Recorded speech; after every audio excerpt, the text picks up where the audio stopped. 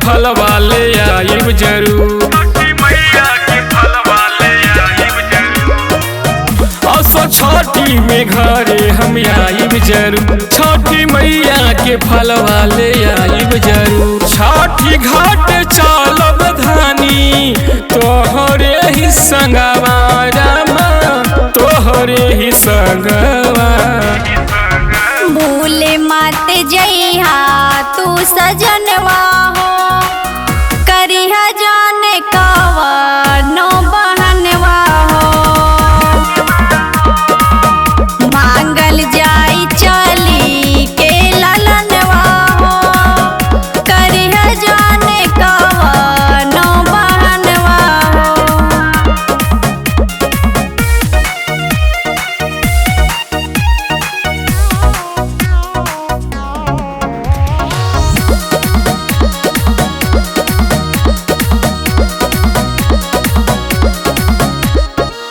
छठी घाट चले के दोनों प्राणिया, राखी दस जाके दौरा सुन हमर रानिया।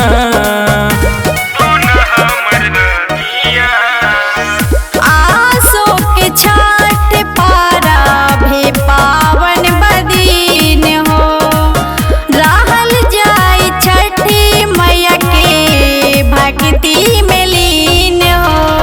चढ़ते कतिकवा माई आई जाली सबके घरे रामा, आई जाली घरे रामा। भूले मत जइहा तू सजनवा हो, करिहा जाने कवनो बहनवा हो।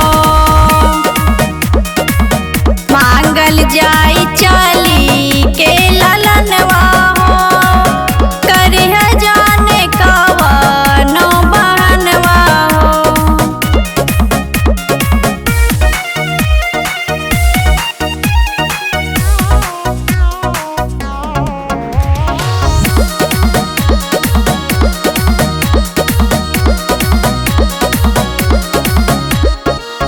आज छठी मैया आई है हमनी के घरवा, पूजा पाठ कइल जाई धोए के चरणवा।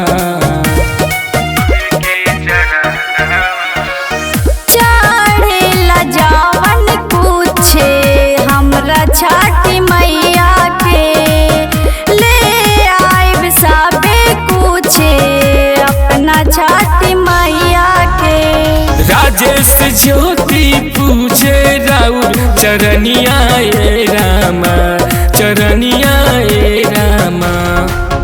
भूले मत जइहा तू सजनवा